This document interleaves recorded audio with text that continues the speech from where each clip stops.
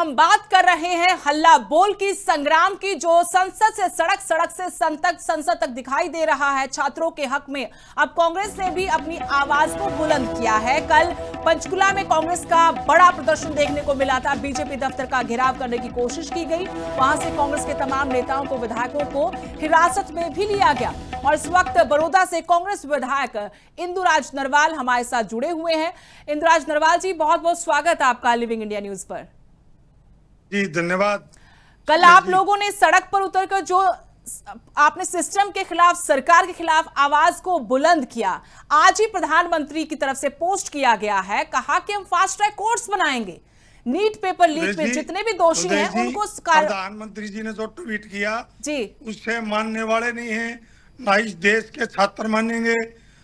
हमारी और छात्रों की एक ही मांग है कि सबसे पहले शिक्षा मंत्री का त्याग पत्र हो, उसके बाद ही आगे की रणनीति की बात करेंगे।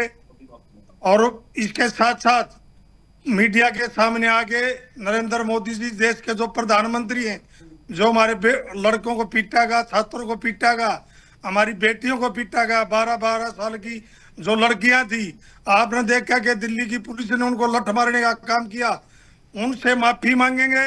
और जो हमारे शिक्षा मंत्री धर्मेंद्र प्रधान जी, उनका इस्तीफा हो, उसके बाद ही इस देश के छात्र और इस देश की जो कांग्रेस की सरकार है वो उसके बाद ही मानने का काम करेगी। अन्यथा आपने देखा, चाहे पंचकुला का धरना हो, चाहे दिल्ली का धरना हो, चाहे हमारा चंडीगढ़ का परसों का धरना हो, कांग्रेस लगातार हमारे छात्रों के साथ खड़ी है। मजबूती से लड़ाई लड़ेंगे, क्योंकि यह देश के भविष्य की बात है। अगर देश का भविष्य गर्द में चला जाएगा तो फिर देश का बचेगा क्या? बिल्कुल। लेकिन इंदुराज नरवाल जी, बीजेपी भी कल से प्रदर्शन कर रही है आप लोगों के खिलाफ। बिल्कुल आमने सामने आकर कई जगह तो हमने देखा कि नारेबाजी हुई है। वो कह रहे हैं कि राहुल गांधी ने जो औचक धरना दे दिया था, वो प्रधानमंत्री की सुरक्षा में बड़ी सेंध मारी थी। कैबिनेट मंत्री अनिल विज तो यहां तक कह रहे कि राहुल गांधी पर मुकदमा दर्ज होना चाहिए। उल्टा चोर कोतवाल को डांटे। बीजेपी के तो जो हमारे देश के प्रधानमंत्री हैं, इनकी कहा मानोगे, कहा बीजेपी की सरकार की आप मानोगे? ये तो संसद में भी सुरक्षित नहीं है। इन्हें तो पीछे भी बयान दिया था कि संसद में प्रधानमंत्री सुरक्षित नहीं है।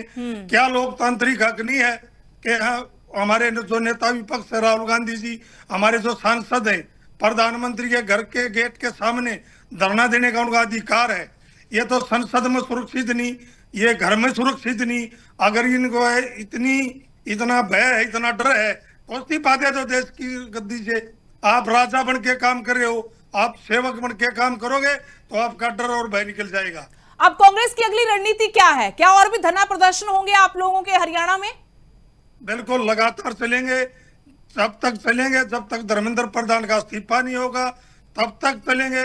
जब तक देश का प्रधानमंत्री नरेंद्र मोदी इस मीडिया के माध्यम से या बच्चों के बीच में जाके जब तक माफी नहीं मांगेगा, तब तक हमारा धरना। लेकिन इंदुराज जी, आप भी जानते हैं, मैं भी जानती हूँ, जनता भी जानती है कि बहुत ही नामुमकिन वाली बात हम आप लोग रख रहे हैं, डिमांड जो रख रहे हैं। कैसे नामुमकिन की बात है, बताओ जी। अभी तक 12.5 साल के आसपास का वक्त हो गया है, किसी एक मंत्री का इस्तीफा नहीं हुआ। क्या इससे पहले घोटाले नहीं हुए, गलत काम नहीं हुए? आप लोगों को लगता है कि ये सरकार ये मांग आप लोगों की पूरी करेगी?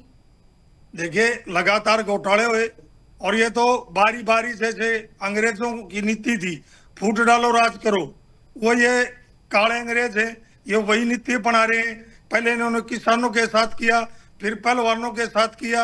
आज इस देश के जो भविष्य है, हमारा उज्जवल भविष्य है, हमारे युवा हैं, हमारे बेटा बेटियां हैं, उनके साथ ऐसा दुर्व्यवहार, सरेआम लाठियां बांधी गई, सर पे लाठियां मारी गई।